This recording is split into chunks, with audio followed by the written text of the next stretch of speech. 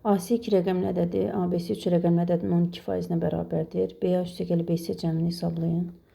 Burada AC bərabərdir %12 ABC yazsaq və 12 ilə 100 ixtisar eləsək, burada 25, burada da 3 qalır.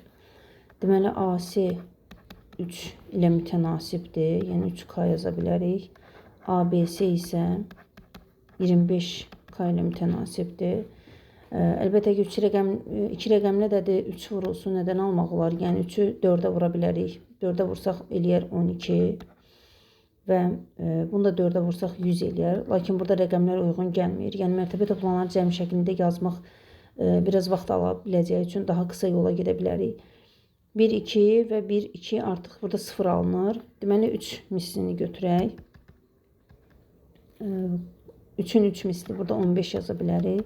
25'in de 5, daha doğrusu 5 misli 15, bunda 5 misli olacaq 125.